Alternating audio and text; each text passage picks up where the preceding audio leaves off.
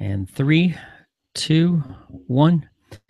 Thanks for joining us on the KMC. We're excited to have this episode where we're talking about the book, The Myth of Balance, and the author, Frank Bealer.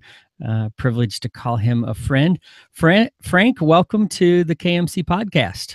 Hey, I'm excited to be here, Tom, and I'm glad I can call you a friend as well. I'm glad that, listeners didn't get to tune in before the conversation, before the podcast, but we just get to catch up and talk about family and life and, the unique challenges we all face in church, and we're all in this together, right? That's right. That's right. Frank, I'm sure unless my listeners have been under a rock somewhere, they should know your name and stuff, but tell us a little bit about what you're doing and where you're at right now. Yeah, man, we've had such a fun journey and love what we get to do. I'm originally, my wife and I served at Elevation Church in Charlotte, North Carolina. We were there 7 years. We operated as a family pastor, which means we oversaw kids, students, adults, small groups. It seemed like this amazing fit for us, and we thought we would never transition away from that. And we absolutely loved our time there, and God did some really incredible things. We got to produce music there and do fun camps. And in the midst of that, we got to be a part of that campus and church growing from when we joined the staff. There was about 3 campuses, and now I think there's 16 campuses. Wow. So God's done a lot through the ministry there, and I love the staff and leaders there. But along the way, my wife and I felt a unique, very specific calling to partner and minister to millennial families and what that could look like and should look like that, and what we were learning and how we could share that with possibly other church leaders. And over the last few years, I've had the privilege of partnering with Orange and speaking and traveling for them and representing them. And we've just become great friends. And Reggie is just a great leader. Reggie Joyner, that is. And somewhere along the way, it just made sense for us to partner together. So January of this year, 2017, we partnered together to do a couple things. One is something that you'll hear lots about in the future, I hope, called Phase Family Center. It's just a unique way of connecting with millennial families. You'll hear more about that later.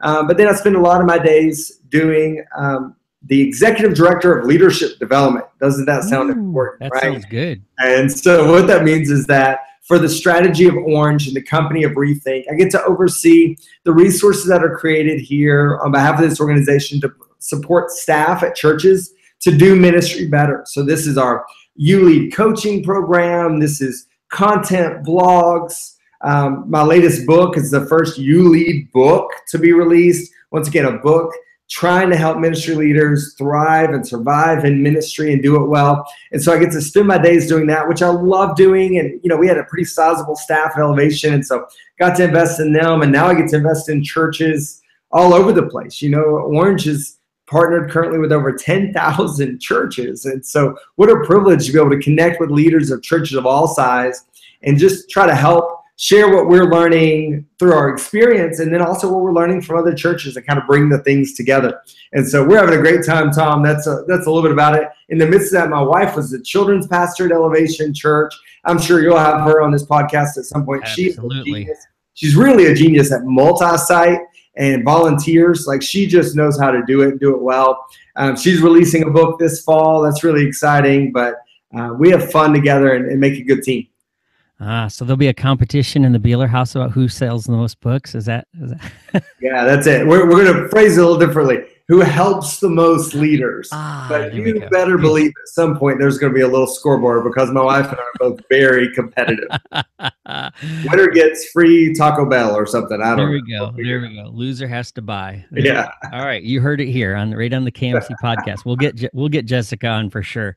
Definitely have to get her and Gina on for the book, but I definitely want to get her on for some episodes on volunteers and multi-site stuff. She is so sharp. She really understands this. Yeah. And well, you can plug her blog later. Cause that would be a good one to share with our leaders, but let's dive in. I was super excited when I got to Orange Conference to pick up, and I even have it sitting right here. So if you're watching the video, it's there, right there, The Myth of Balance. I even got the autographed copy. Yes, there it is. Whoa. I'm sorry, you got a copy that's already been written in. I don't know if that loses value, right?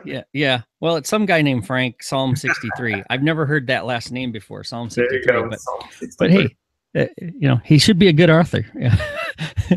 But anyway, I really liked this book. Was kind of jealous I didn't think of it first, having been in ministry a long time, but because I've always battled with that idea of being in balance. And I think everybody in ministry struggles with, how do I find balance, and can I find balance? And so, Frank, why do you say the myth of balance?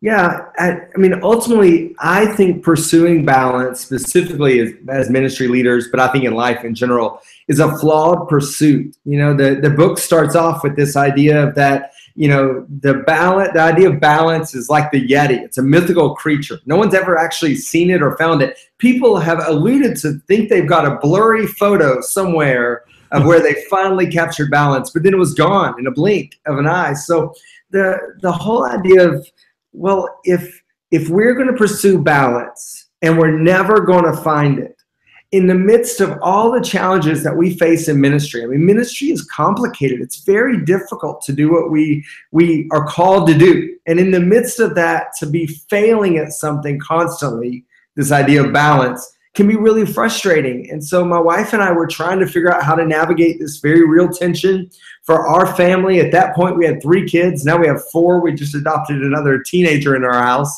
because I guess we were bored, needed some more challenge in our house. But we were sitting there saying, hey, the way we're doing ministry right now and the way we're managing our life, there's got to be a better way. And I started by going to the people I loved and respected and said, tell me how you do this. How do you balance? And I quickly discovered that none of them were balancing. They don't even use that language. And so somewhere along the way, I was like, well, if it's not balance, what is it? And that's where you kind of see as the book develops. And I actually just found out, Tom, this is kind of interesting.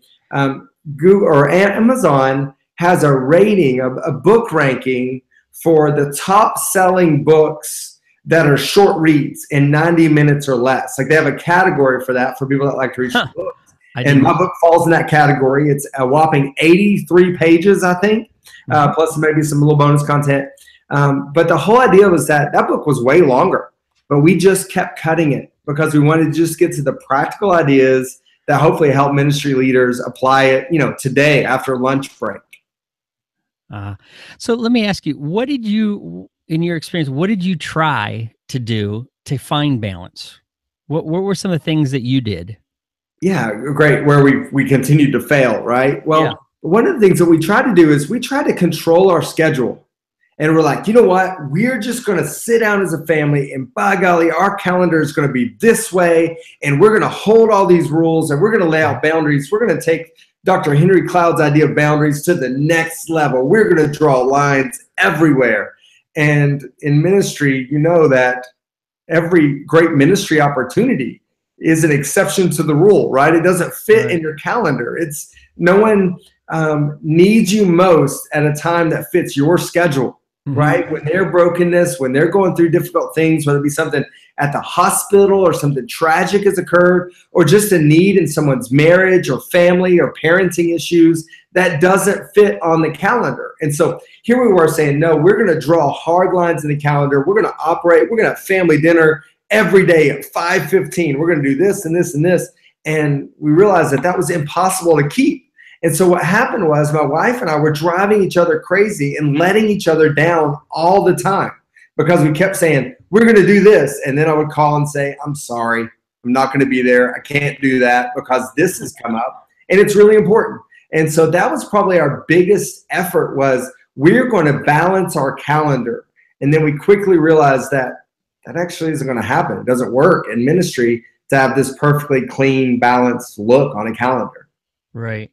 You said in the book, I actually highlighted this phrase here. The sentence was, making balance the goal distracts from having a plan when things inevitably go out of balance. I liked that, that sometimes we get so focused on finding the balance that then when those distractions come, what in your life taught you that lesson that sometimes making that goal, it wasn't the right way to go, really? Yeah, I think it just got old, honestly, telling my family I'm sorry, having to let them down time and time again in the name of, okay, I've got it figured out. We're going to do this. We're going to leave at this time. I'm going to control everything. And I think along the way, I just realized that something's got to change in the way I operate with my family, the way I manage my life. Mhm. And I just kept frustrating people. Somebody was always losing. And I was like, there's got to be a way. I don't know that when Jesus said, in John 10:10, I'll come to give you life and give it to you to the full. I don't think he intended our crazy, unbalanced, insane, unhealthy schedules where most ministry leaders are struggling with issues with their marriage and their kids, and they're really, really having a hard time struggling with it and navigating it. And so I'm like, something's got to give. And the solution could have easily been, well, maybe I don't have a calling in ministry at all to help other people to do that. I could just, this sounds horrible. I want a 9-to-5 job and I'm going to control it. And that didn't seem like a good option because it didn't feel like my calling was temporary. Tom, you and I were talking on the phone, even though my job recently changed. Right now I'm running 2 very full-time jobs, right? I mean, it's absolutely crazy. And it's all in the name of reaching people for Jesus. And so it's like, hey, this isn't convenient. This isn't clean what we get to do. But there's something to say. If our calling isn't temporary, and these lies that we tell each other ourselves about seasons, I think that's one of the things that we do in ministry is we try to convince ourselves that we're just in a busy season. Right, right. We originally say that around things like Christmas and Easter, but before long, you look up and you're always either in a busy season or preparing for the next busy season. Like there's no gap. And so I think the whole idea of seasons is that they change, right? And the idea, it makes us feel good to think I'm in a busy season, but there's light at the end of the tunnel. But the way most of us do ministry, we just go from one busy season to the next. And so I was like, wait a second, this just changing our language, just trying to navigate or being hopeful isn't enough for us to really get our arms around our ministry and our calling. Yeah. And and it's funny because I think sometimes when we get to conferences, we like to brag to each other about how tired we are, how worn out we are, how busy we are. It caught me. I actually got convicted about this while serving in a church where on a Sunday morning, I had a person come up to me and go, "Man, you look really tired." And I'm like, "Yeah, I've been working on this project and this project and this project." And afterwards, I'm like, what am I doing? I mean, this isn't healthy. This isn't right. And then I thought, well, maybe it's because I'm not organized enough. And so then I told myself, all right, I got to get organized. I got to find a better to-do list app. I've got to start my checklists, and which is, me, Frank, I'm all over the place with squirrels running everywhere. And so a checklist and me are not always the best of friends. And I tried to find balance that way, that I'll balance myself out. If I get more organized, then I can get more done. And therefore, I'm not going to, I'll balance the busyness and my family. And like you, I started to realize that I was apologizing because I was at the church more. I even was talking to a pastor friend of mine recently, and his wife said, when they first started at this new church, does daddy live there and not here anymore? Wow. And it hit him hard that he needed to make some changes. And so I like this. You've got this in big, bold print. We don't want to slow down, so we often choose to ignore the warnings and the people in our lives who are telling us to watch out for potential catastrophe. That there's a little story tied to that in the book where I talk about being on an airplane, right? And they come up and it's the beginning and they're telling me to shut my computer and turn off my iPad because they want to tell me all these rules. And I relate to that because I'm in a very important episode of Seinfeld, right? I was traveling. I had heard that all before. And they were giving me the warnings and helping me in the event of an accident, right? And I was just ignoring it because I was familiar with it. heard it all before. It's just my reality, whatever, it's going to be fine. Nothing's going to happen. But there's something to say. I think it's a little arrogant, and I'm the first one to deal with this. It's a little arrogant to say, you know what? I know other pastors, other ministry leaders, other families struggle with this tension of balance how it works, but I'm different. I'm superhuman. I'm able to do more. I can do more. I can do it better. I can last longer. I can do all these things. And we somehow say, yeah, that's their problem, but we don't see how it affects us. And yet the reality is it affects all of us. This tension, this challenge that we face, it doesn't matter how cleanly you get your calendar, because ministry isn't about what fits on the calendar, right? It's not clean like that. Ministry has so many exceptions. And until we shift and come up with a better way to manage those exceptions, that's when we're going to see a real change. Because if we don't, nothing changes in our life, and we just keep getting hit from side to side. Yeah. And so one of the warning signs that you also talk about is that when we start saying they, what can a person do? Because I know some of our listeners, well, I've been there. I've said it. I know I've heard myself say it. As I was reading the book, that was one of the things that the Lord was just kind of plinking me in the forehead with, was that how often did I get into this me versus them mentality? And because again, I was trying to balance so much, and I didn't catch it as a warning sign at the time. So what do you say to a person that they start saying, well, they want me to do this, and they want, you're starting to put others in front of your family, in front of your spiritual walk. It's a hard thing, but you start, declaring division in the church because, you've created that division. So how do you talk to somebody? How would you coach somebody that maybe is struggling with that right now? Yeah. So we oftentimes give people more authority over our calendar or our schedule or our lives than they actually even have. Like we want to put, well, I have to work late tonight because they said this, they did this. They don't understand what all I've got to do. Now I've got to go do this too. There becomes this negative thing. And yet early on, certainly like when you're planning a church, this is a good example. You mentioned a church planner earlier. Church planners, we are doing this in the community. We get to do this. And somewhere along the way, it goes from this excited core group of people to where it's like they are kind of dumping stuff on me. They're loading me down, and it's me versus the rest of the world. Well, who put us in this position? We want to say it's somebody else put us in that position to say they. But I think it's on us. I think we've put ourselves in that position. So if we're getting inundated with work that's impossible to manage, I would say the first thing you need to do is ask yourself, how do they know how hard it is or the workload that you currently carry?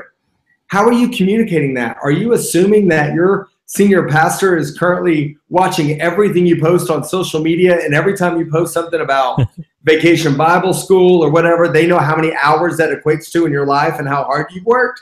Because a lot of times we go in, we don't want to limit opportunities for ourselves in ministry and opportunities to lead. So we just say yes. Well, that communicates that you have plenty of capacity. The other thing is, oftentimes you say yes to stuff that you don't realize the ramifications of it till later because we're not really organized, right? Right. So we're like, oh yeah, I can do that. But then you realize you've committed to 3 other things, or one thing's behind schedule. And now when are you going to catch up on that? So by accepting something that maybe that day at that time you have a little gap, but if one thing goes wrong or one thing doesn't meet the schedule, then you're way behind, and yet you've just committed to something else. I always like to use the example of, it feels like in the summertime, a lot of churches these days, their pastors will take some time off. They'll allow some other people to speak in the pulpit and share. And oftentimes they'll tap on a kids ministry leader or a student ministry leader to help with programming during the summer. Well, that is a horrible thing to do to most kids and student pastors from the standpoint of they are absolutely slammed over the summer with camps and vacation Bible schools. And so that's crazy. But here the senior pastor may be thinking, I'm just trying to help. Here's an opportunity to get your ministry in front of the whole church. And that's exciting and awesome. And you don't want to miss that opportunity. But we get frustrated because we're like, how do I manage all this? Well, did anybody know that you're actually juggling a lot? How do you communicate that? And it's like, well, I work hard. Don't they know how hard I work? The answer is no. Right. They don't know. I don't know how hard any of you work that I'm talking to right now, all right, that's listening to this. You have to communicate. What is it that takes a lot of time and responsibility? And some of you, your churches have preschools or Mother's Day Out or other programs that take time that may not all get added up. We actually ran a staff childcare program for staff at Elevation Church that for a while I got to oversee that. That was a thing that I was responsible for that took a fair amount of time, but was never really discussed in my one-on-ones or my developmental meetings with my direct report, right? So it was just something we did. And so when other things would be added, that was never part of the equation. It's something that I was managing as well. It just wasn't flashy. It was just something we did, right? And so it's my job to say, hey, and here's the best way to do it. I don't want to just frustrate everybody. Here's how you communicate the tension that you're currently facing with your leaders. Say, I am currently doing this, this, and this.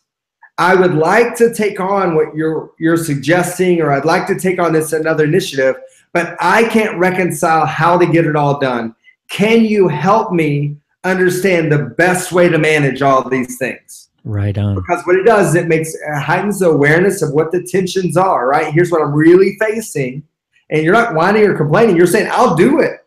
Just help me know how to do it better. And so you increase the awareness of the tensions that you're facing in ministry. And you're going to your leader whose job is to help you navigate this stuff to say, I'm feeling a real tension here. The problem is a lot of times we just keep taking it on and smiling, and then one day go in and we're completely broken. Right. And I think leaders hate to be blindsided, right? Don't go in and be like, everything was fine, and then tomorrow you're crying because you can't handle it all. Because as a leader, I don't know what to do with that. So keep me aware of what's going on, and I can kind of see patterns so we can navigate it together. Yeah. And, I think what senior leaders end up seeing is all of the balls getting dropped. And, and because that's what they hear about sometimes is, well, if you didn't do a good job in this and that, and that's because you were juggling all these other ones. And I think we've got to break away from being afraid to be honest with our leaders, to say, like you said, I've got this, this, and this going. Now, how can you help me do this better? And you boiled down to 4 simple words. I mean, when I got to this part, I'm like, okay, Frank, no way could it be that simple. Why haven't I discovered this before? Because it really does break down. If you start using this filter, it helps every leader, any leader, whether you're in a small church or big church, get into the right place. So if, I want people to pick up the book, obviously. And I know you're not concerned about it, but I think people need to get this. Plus, because of the fact that you pause in each chapter and you put some really good thought-provoking questions after every chapter to get people to start thinking through, get myself thinking through some of these kind of things. But you boil down what helps you tame this mythical beast of balance. Share with us what those words are. Sure. It's a simple phrase, when this, then that. And the idea is that what if we know that exceptions are going to occur? What if we can prepare in advance for some of those exceptions? And what I mean is that I mentioned earlier, ministry is filled with exceptions. And that a lot of times things that we know they're going to happen, we just don't know when, so they don't fit on our calendar clean, but because of the rhythm or our responsibilities in ministry, there are certain things that are going to happen. But once again, they don't fit in the schedule super clean. So it's how do we manage those? Most of us in ministry will spend our lives being completely shocked and surprised when they happen. Like, whoa, where did that come from? I had no idea that was going to get thrown in the mix. Now I have no idea how to manage my life because now I've got this wedding to do, and there's rehearsal, and then there's the actual wedding ceremony itself, and I got to be at this, and then there's this funeral, and there's these things that come up. And what ends up happening is you already have a really full schedule. You're not prepared for anything like this to happen. And then when it does happen, the easiest, cleanest things to do is just to drop your personal things, time with friends, time with family, and squeeze it in, right? That's what ends up happening. Well, win this and that is just to say, hey, you can't plan for everything, but there are things that you know are going to happen over the next 2 months. And you could go ahead and come up with a plan with how you'll manage those today. So win this, then that. One of the examples I give in the book, and I'll explain why maybe the book is more helpful than just this phrase in just a second. But let me give you an example. Win this, then that. At Elevation, we had the privilege for a few years to help do the final interviews at Elevation Church, right? So people would come through this very rigorous interview process. And then if they made it to the final interview was actually over dinner. My wife and I would take them out to eat along with a couple other couples. We take on this responsibility, take people out to eat. And we were just trying to check one last time if they were crazy, right? See if there's anything weird or wild about them that we needed to know, and give them a chance to ask questions and see kind of where they're at as individuals getting ready to come on staff potentially. And so it was a great key part of the way we hired. The problem was those would come kind of out of nowhere. Somebody would travel into town and suddenly that night I needed to do an interview. And so what may have been planned family time or something out now got hit with this interview. Well, I didn't know when they were going to happen, but I knew they would. And so we made a rule. Instead of me calling home and saying, hey, I've been surprised by another interview. I'm sorry, kids. We won't be around. We changed our strategy. We said, you know what? This is really important. We explained to the kids why these interviews were important. That's good. But then what else does it equate to? We decided that two tensions we were facing, the interviews were going really, really long. So we were gone really late at night for a long time. And they were taking us away from our family. So we decided this. We're going to take our kids to the same restaurant. Let them sit at a different table. They get to order an appetizer and a dessert, but only when we're doing an interview. So now something that was negative is now a positive, because now when I call home and say, I'm doing an interview, instead of them being sad and all mopey, they're like, yes, appetizer and dessert. Can we go to, they're picking restaurants. And now something that created a tension in ministry now becomes a fun thing we do as a family and feels kind of special. The other thing it did was, because they were at a table right down the way, at some point, about 90 minutes in, they were done sitting at that table, right? It was time to leave. And so it made it sure that we were efficient with our time in that interview. And we didn't give a disproportionate amount of time to these interviewees than we did to our family, right? So it was a unique way to integrate what was happening with our family with what was happening with work. But once again, if we treated them like we did for years, as though they were a surprise every time they happened, our family's disappointed, and it's like we have no plan. Just drop everything and go. I don't know what to do. And so when you drop stuff, people suffer, right? It's always someone gets disappointed. So when this and that said, we're not going to drop it. We're taking plans change tonight, but it's not a bad change. Look at what we can do. It's fun for the family. The book is filled with other examples like that. Toward the back, there's actually some ministry leaders that kind of give their own example. Before they had to win this and that phrase, they were already finding ways to navigate this. So they're worked in the book. And then also the book, there's a chapter that's probably right outside of just getting the mindset shift of win this and that. It's this critical chapter where we say, hey, here's 6 things that when you're building these formulas, if you don't build them the right way, you're actually going to do more harm to your family, friends, and ministry than good. You're actually going to put unnecessary burdens on yourself. So we found it wasn't enough to just come up with a phrase and start implementing it. We did it wrong a few times. We actually made it really messy for our family at first. But we found some things like, well, don't put this burden on yourself. Don't do this. And along the way, ended up at a really good space. And we've been doing this now for several years. We taught all our staff at Elevation to do it. It's helped them. And we've got to speak at conferences and share it for a few years. So this is like real practical stuff that we're seeing happen. And just now it's come into a book form. Yeah. And it is awesome. I love this when guidelines are clear and solutions are created in advance, serving in the local church becomes an empowering way of life, not a sacrificial burden to bear. And I think that's true for us and for our kids. I mean, I wanted my kids to love ministry life.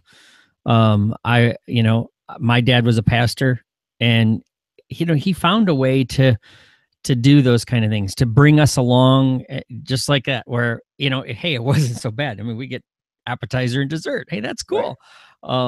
when I got to speak at camps, I would take some of my kids, and usually, we always got the free perks at the snack shack, and you got extra round of go-karting when nobody else was there, because it was just the speaker guy and his kid, or we got to use the pool when nobody else did. I always tried to squeeze out some of those kind of things love it, because I wanted my kids to feel like, hey, this isn't such a drudgery to be along with dad when he's got to go do these kind of things, even though, and I think that really helps. But there are going to be those exceptions.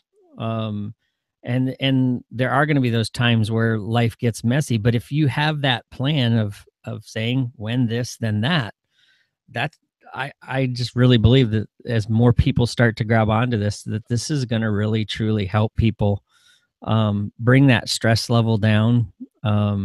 Whether you're a super highly organized or you're a super messy, all over the place person like me sometimes, who's learning and has learned a lot more about being more organized and functioning that way. I think this is a powerful, powerful truth. What are a couple other ways that leaders can prepare for those exceptions, though? I'm just kind of curious what your thoughts are as far as when they come, because like some people who are the so highly analytical list person, if it's not on the list, they tend to freak out. Yeah. What do they do? How do they handle those exceptions? Part of it is involve the people that are affected in how you manage the schedule, manage those exceptions. So, for example, my daughter, she got into competitive dancing a year ago, and that's a whole nother level. Oh my gosh. I mean, I feel like first of all, there's glitter all over our house. Like that's evil. All that stuff's evil. Oh gosh, it's a mess. And so she really got into it. She's very talented. Now, to be honest, we enrolled her when she was 3 years old because she was being real shy.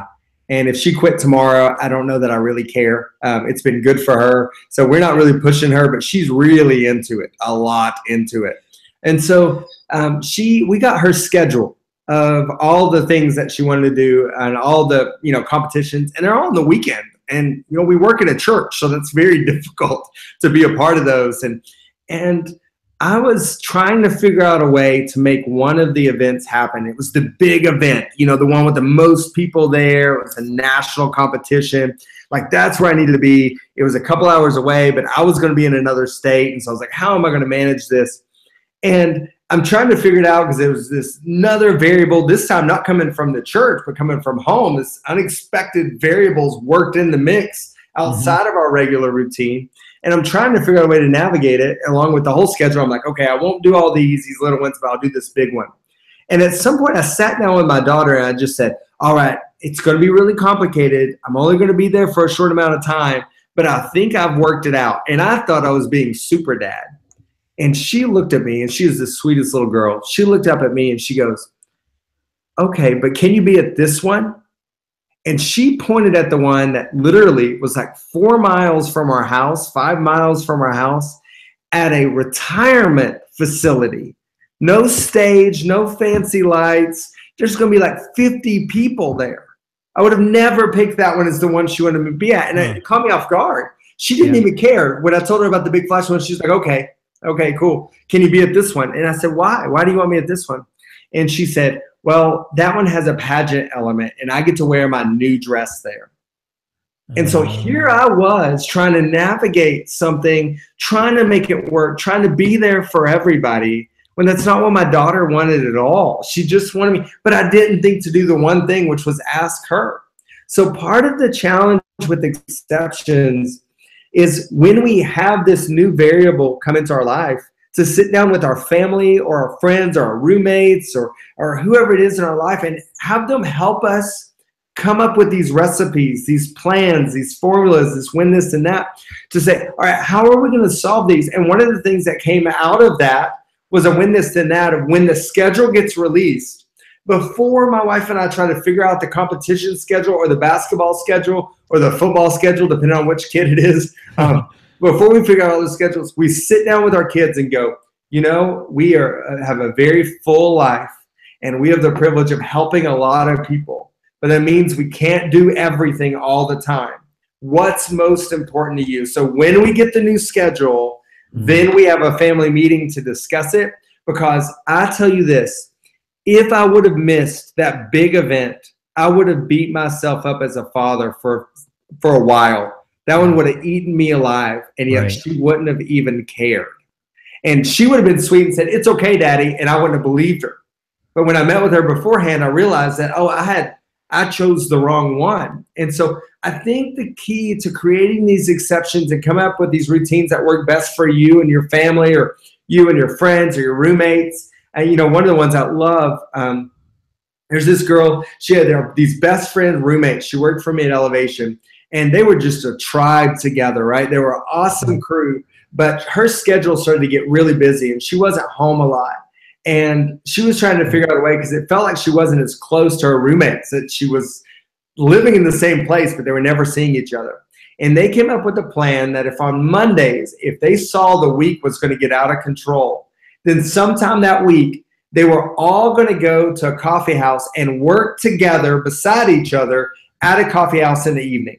And there was something about just in proximity to one another. We're still going to make priority to be friends and be around each other, even if we all have a little work to do. And what ended up happening was some people were behind trying to catch up. Other people were taking that time to get a little ahead on life or work or whatever, but they were there together. And it was so good for them to come up with this plan to say, when Monday looks like the week's going to get out of control, then let's sit down and talk about our time to actually do work, but do it in the same room.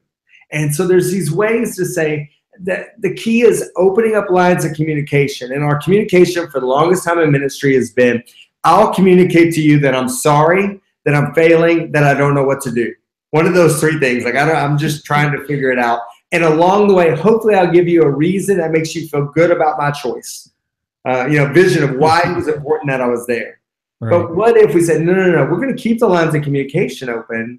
We're just going to shift the way we talk about it and get a little more honest and real with each other, saying, hey, we can't do everything as a family. We can't be everywhere. Early on in our marriage, my wife and I sat down with our kids, and we made certain sports off limits. Now, you may think that's crazy, but for us, we were like, these don't work. And the reason they don't work is because they are way too involved for your young age. There's 6 nights a week practice or crazy things like that, or they're heavy weekends, and we can't make that work. You know what they did? They chose other sports, and they were fine. It wasn't like they didn't do anything. We just found a plan around that. And so we found that routine. One thing that's kind of weird for our family is we gave up on family dinners. Okay, and gave up. I don't want that to be a negative thing. Oh, no. Oh, no. Well, for us, we realized that we were putting a pressure on ourselves to sit down and have family dinner. But that wasn't actually something that my wife or I was really passionate about. We're way more passionate about playing board games together. And so what would happen would be 5:30, 6 o'clock would roll around. I wasn't home. My wife wasn't home. We're feeling bad because we're not doing dinner together. And now you know what happens? Somewhere between 4:15 and 7:15, our family eats food. And they all eat food, whatever they need food. And Jessica makes one meal, and they can eat it or not eat it, whatever. They can bowl cereal, whatever. But around 7:15, 7:30, you better believe we're outside shooting a basketball, or we're in the floor, because we found that was actually our priority of our time together, because we realized when we sat at a table of 6, the conversations weren't these wholesome, awesome, great conversations. It was a little chaotic. Somebody was spilling something. Somebody wanted more. We were up and down the whole time. So that wasn't our bonding family time. Our bonding family time became playing Ticket to Ride or Settlers of Catan and opening up and getting these involved games that lasted way too long. And so we traded one for the other. But there was something from her family's background that was like, we do family dinner at 5:30. And it put this unique burden on us. And we're like, wait, why would we put that recipe in place for our family? Because we're always going to fail at that. There's always going to be something that hangs us up. So maybe we have a rule that's more important to us, which was that game time. See, I love it. Our families are a lot alike, Frank, because April and I did the same thing. We gave up on 2 things: family dinners and family devotion time. Yeah. She grew up in a family and that every night would sit down and have dinner together. Then they would move to the living room, and they would all pull out their Bibles, and they would read through the entire Bible. Wow. which was fun when I was over there visiting, and you get into like Song of Solomon or something, you know, it was just Right. because they didn't skip anything. And Wow. it got awkward as a teenager. When you're reading this stuff, it's like, wow, didn't know that was in the Bible. But for our kids, my wife and I, we started talking about that. And for me, I mean, my family would have Sunday dinner usually after church, but it was usually way late because my dad was always the last one out of the building, and we were always waiting. And you know, and by the time he got there, most of us kids had already snuck enough snacks that we weren't really that hungry. So it was a very short-lived dinner time. So both of us came from families that were just like, you know what, we'd rather just grab our plates and go sit on the couch and turn on a show together to watch, Right. or you know, do a movie together, or like you guys, we played board games. You know, and we found our camping trips turned out to be times for us that we just hung out together. And those were the most uninterrupted times because we have 4 kids too, and lunch conversation or dinner conversation was, well, it's never really that appropriate anyway. The different sounds and noises and you know, I mean, you never knew what was going to come up. So it was never this holy spiritual time. And I found, I mean, I took the pressure off myself, and I said, you know what, I'm not going to do this. I don't have to be Pastor Tom when I'm sitting at the dinner table. I just need to be dad. And I just wanted to be real with my kids and have a good time. So I applaud you guys for that. I think I think a lot of us leaders, we put too much pressure trying to find this balance beast. And I'm so glad you wrote the book. Because I think if we would look at this, it could really, you know, so many people, I mean, you know, you go to a lot of conferences too, the whole thing of burnout. And I've been on the edge of it, and you probably have too. And those are some of the biggest breakouts, and it makes me sad every time I go, because it's like those shouldn't be the best attended ones. And if we would learn to just live the life that God has wired us to live, and to enjoy it, and to have a little bit of a plan that, okay, when this, then that. That simple little, those 4 simple little words. I think if you don't get anything else out of this podcast, I hope you take away those 4 words and say, how can I implement that into my life for my family's sake, so I don't see my kids get just so discouraged that they walk away from the church, because far too many PKs do that. For sure. You know, I had the chance, I got to go speak with another ministry this summer out, and I got to talk to 200 pastors' kids. Wow. It was stinking awesome. One of the most incredible times I've ever had, just to challenge them that, you know what? Yeah, sometimes our parents make some big sacrifices, and sometimes it involves us as kids. But, you know, I wanted to challenge them to have a bigger picture, but I so want to create a video to talk to pastors about this whole idea. And I'm glad you're doing this, and I hope more pastors, lead pastors, youth pastors, children's pastors, anybody that's in ministry gets this book and starts to think about how we can protect our families. Our hope is that it becomes a language that's among church staffs. That, you know, they work through it together. It's a really short book. It's not like you got to take 8 weeks to go through it. It's more about personal application. That's what's going to take the time. You could read it all together, literally. I mean, everybody could sit in the room over lunch and read it. And it's designed that way for a reason. You know, you're talking about, you know, hoping more people like engage with it, and it helps people with burnout. You know, we actually started this workshop, the Myth of Balance workshop series. It's going now. And so it's a week or 2 in at this point. But here's the cool thing about it. And I would just encourage people, if you go to mythofbalance.com, you can click sign up. It's for the free workshop series. Doesn't cost anything at all. I want to emphasize that. We're going to spend 8 weeks just getting really practical on ways to manage all this stuff in ministry. And there's well over 700 people signed up for this. I mean, there's a lot of people signed up for this group. Actually had to ask somebody the other day to look in to find out how big a closed group can get, because I didn't know, like, if it was going to cap out or something. Didn't know how that stuff works, you know? So it's exciting to see, but we're just going to spend 8 weeks. And there's going to be videos. I'll do a teaching each week. There's going to be live Q&A that we do.